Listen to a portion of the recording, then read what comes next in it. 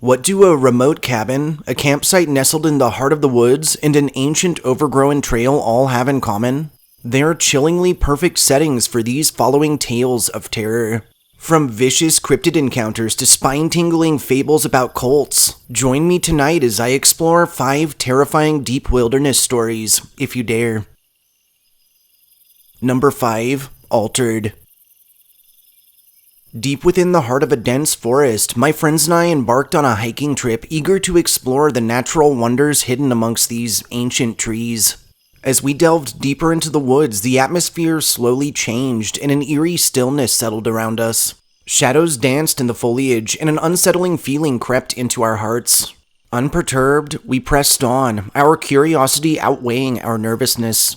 As the sun began its descent, casting long shadows over the forest floor, we stumbled upon a clearing bathed in ethereal moonlight, and in the center, to our shock, stood a group of strange, hunched-over figures dressed in tattered robes, encircling a peculiar stone altar.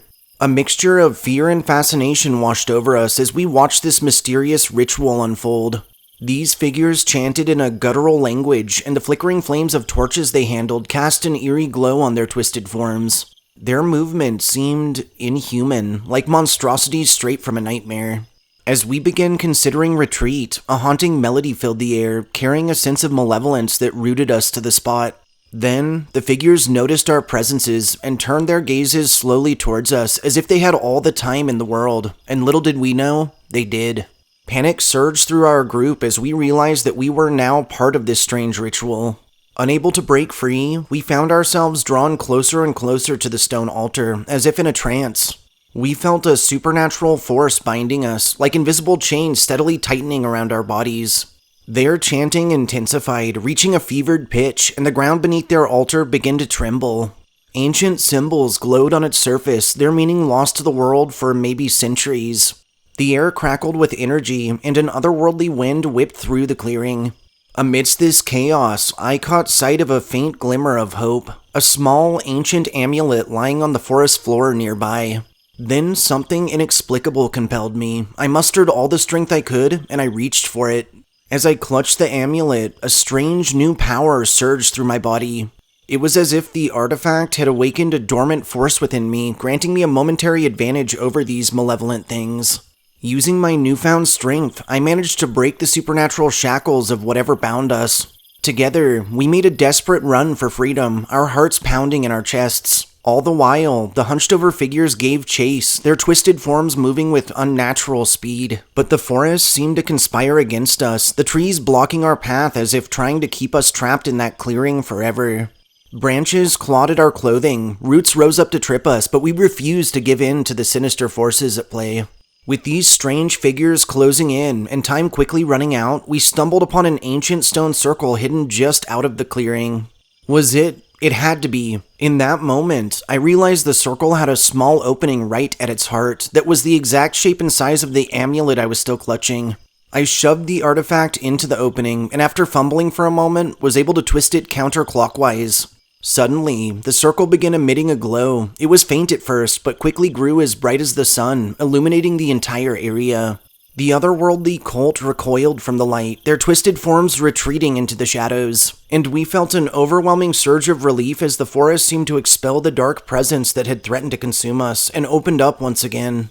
Catching our breaths, we made our way to the trail and never looked back. This ancient forest held secrets better left undiscovered, and the haunting memory of that night would stay with us forever. As we emerged from the foliage, we swore never to speak of that odd ritual we'd encountered in the heart of those old woods. That night had taught us a valuable lesson. Some places in this world hold secrets that are not meant to be unearthed, and that the line between fascination and danger can be perilously thin. Number 4. The Lost Campers. Deep within the heart of an old forest, my friend Mark and I set up camp, seeking an adventure away from the bustle of the city. The dense foliage loomed around us as we gathered firewood and prepared for the night ahead. Little did we know, this wilderness held secrets far beyond our imagination. As darkness blanketed the forest, we sat by the crackling campfire, enjoying each other's company. The night was calm, but an inexplicable unease settled into the air. Mark dismissed it as normal nerves from being in the wilderness, but I couldn't shake the feeling that something was amiss. As we retreated to our tents, the forest grew eerily quiet, like unnaturally so. Inside my tent, I struggled to fall asleep, my senses on high alert. Then, I heard Mark's voice outside, calling for me to join him. He sounded as if he was a good distance off in the forest, and he was audibly distressed, urging me to hurry. He'd likely gone to relieve himself and had gotten turned around. For some reason, though, my instinct screamed that something else was terribly wrong. Tentatively, I unzipped the tent and peered outside, but Mark was nowhere to be seen. "Mark!" I called out nervously, my voice shaking. "Over here," his voice replied, coming from a different direction than I'd perceived before. I stepped out into the darkness, my heart pounding in my chest. At times, Mark's voice seemed to be coming from all around me, yet I couldn't find him anywhere.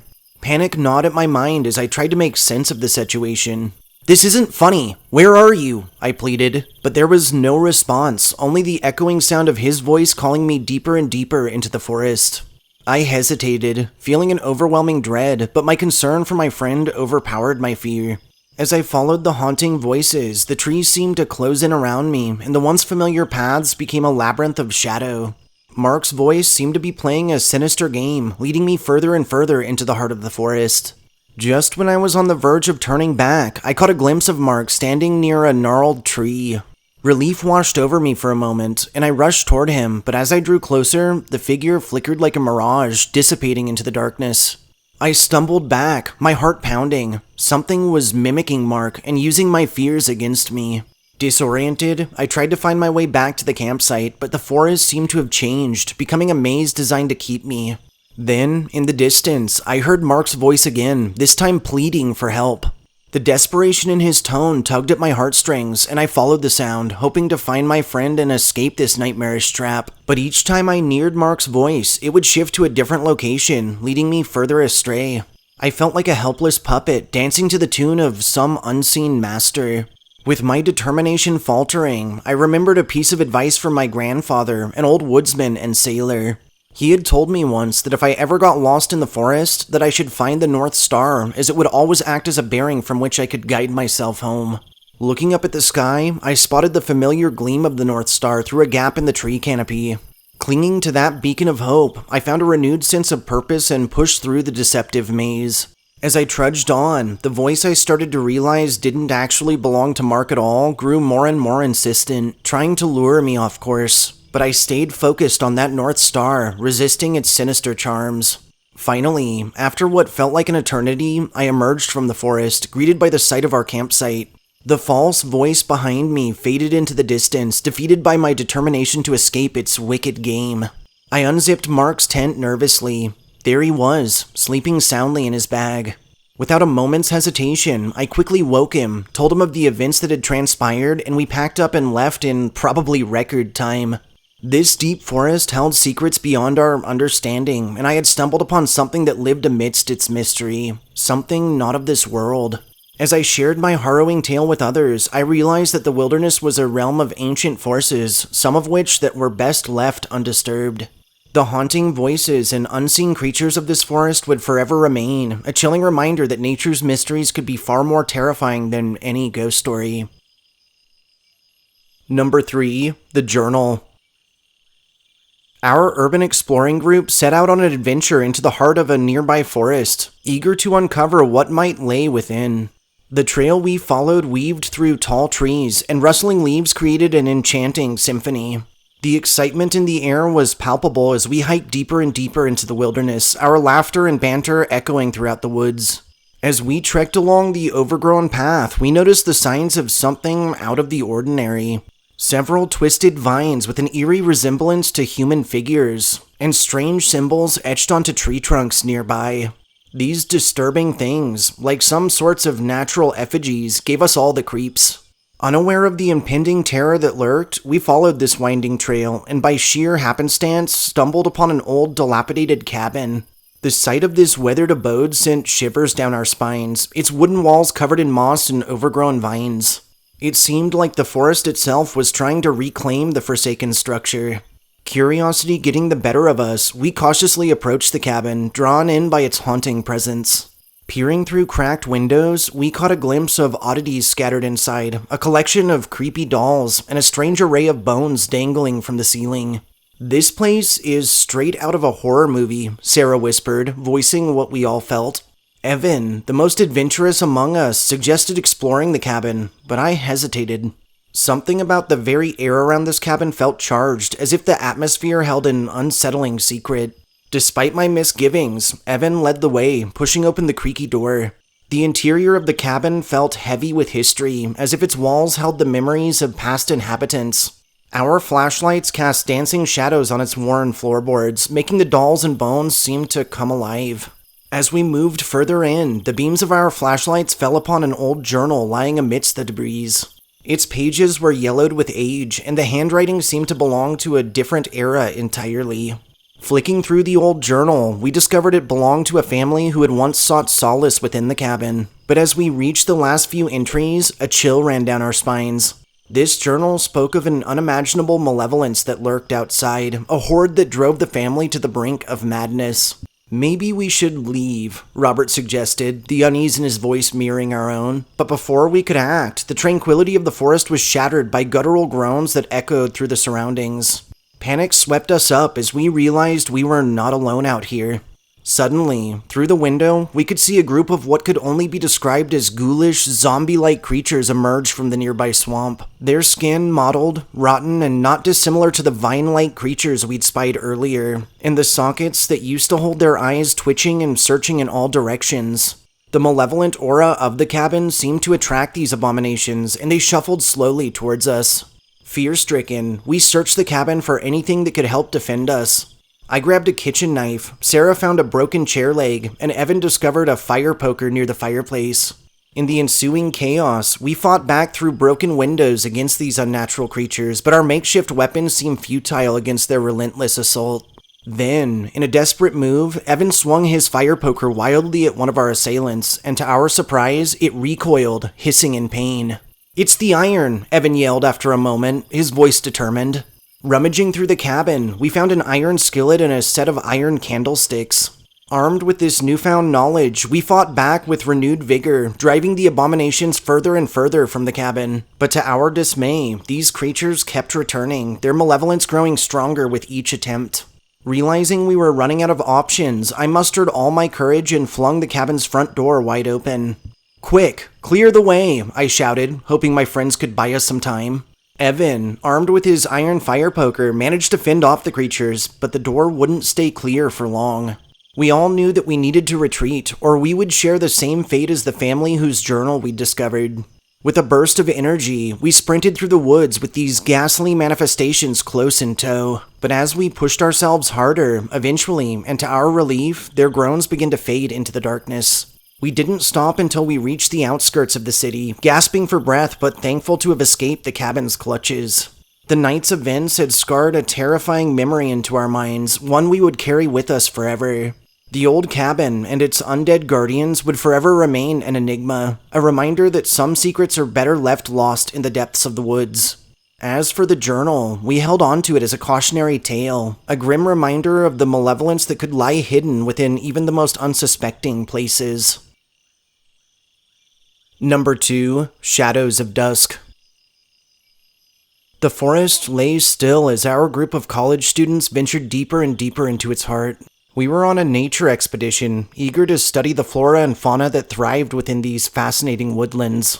The setting sun painted the sky in hues of orange and pink, casting long shadows across the forest floor. As night descended, a hushed silence settled around us, broken only by the soft crackling of our campfire. But amidst the tranquil atmosphere, something seemed amiss. We kept catching snippets of movement out of our peripherals, and a strange noise carried on the wind. "Did you guys hear that?" Stephen asked, his voice tinged with concern. "I thought I heard a baby crying," Rebecca added, her face drawn with unease. Our eyes darted around the darkness, but there was no sign of a baby or anyone else in this vicinity. The forest seemed empty, and yet the haunting sound of wailing persisted. "It's probably just an animal," Patrick tried to reassure us, though he seemed unnerved as well. As we huddled together, the sound of the crying baby seemed to draw closer at an unnatural pace, and a cold shiver ran down my spine. We couldn't pinpoint the source of this noise, and at times it seemed to come from all directions at once.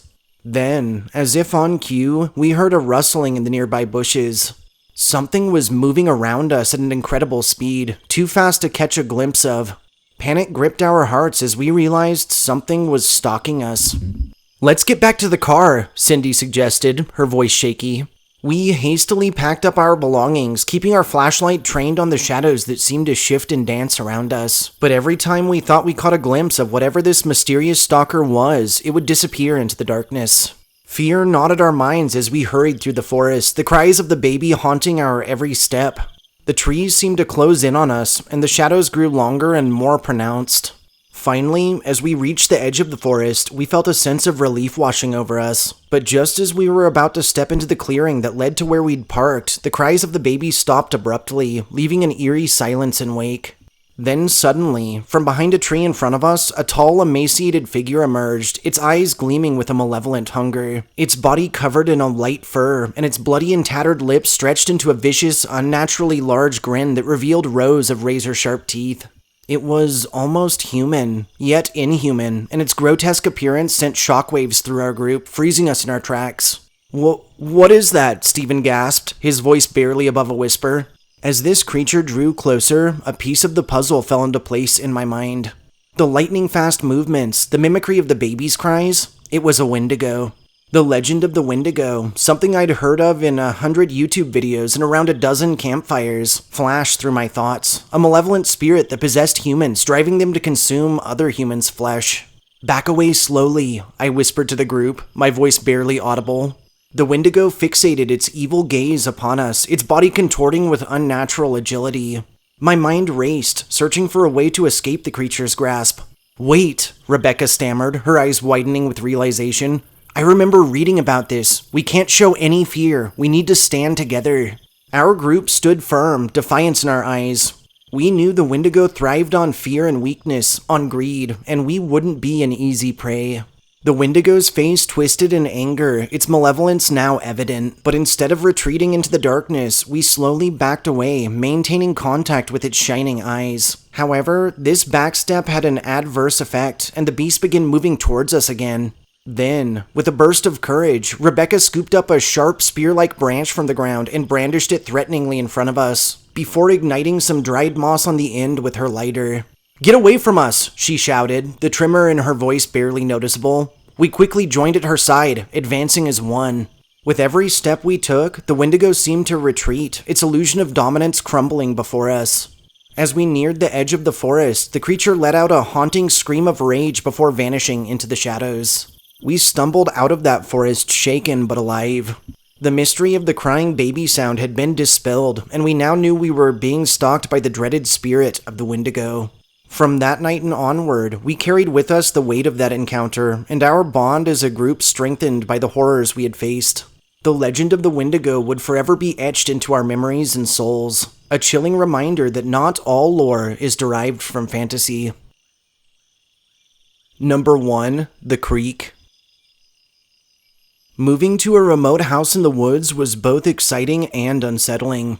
I was a little girl, and the dense forest surrounding our new home seemed mysterious and foreboding.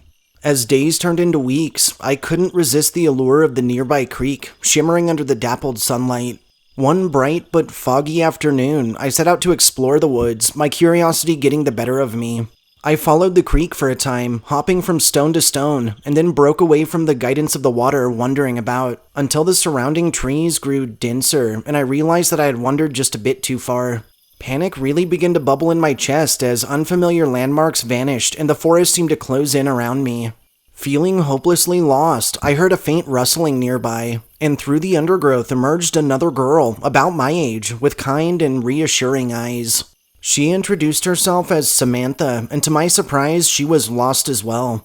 "It's okay, we'll find our way back together," Samantha said with a brave smile. As we walked through the forest, Samantha's presence calmed my nerves. Though she said she was lost, she seemed to know these woods like the back of her hand, and on our journey, she told me stories of magical creatures and of secret paths through the area that kept me distracted from our dire situation while causing my mind to spin in wonder. After what felt like an eternity, we finally spotted my house through a break in the trees. Relieved, I ran inside to get my mother, who I figured could surely help Samantha find her own home. "Mom, there's another little girl out there that was also lost with me. We need to help her," I exclaimed breathlessly. Together, we hurried back outside, but to our shock and horror, Samantha was nowhere to be seen. Both confused and worried, we called out to her, but there was no response. Fear gnawed at my heart as I realized Samantha had vanished and was likely lost once more. We immediately called the police, relaying our story and hoping that they could help find her. But to our surprise, at first, the man who answered our call believed it a prank of some sort. Though after some convincing, the local sheriff was dispatched, and he arrived later, his face etched with concern. "Well, the reason I thought you were messing around," he started, "is because there was a little girl named Samantha who got lost here about 20 years ago. We ended up discovering her body not far out. We even named that creek over there in her honor. That's Sam's Creek." As the days passed, I couldn't shake the feeling that Samantha's presence was still with me. I could almost hear her sweet voice, comforting and reassuring me in the darkness. Every day, I returned to the forest hoping to encounter the spirit that had saved my life. I left small gifts by the creek in gratitude for her help, but as time went on, I began to realize that I would never see my friend again. 2 decades after her own demise, Samantha had prevented another from sharing in her awful fate, and in doing so, had finally found her peace. Thanks for joining me for these 5 terrifying deep wilderness stories. If you enjoyed listening to my fables, subscribe to my channel, like this upload, and share me with anyone you feel could use a good fright. Stay safe out there.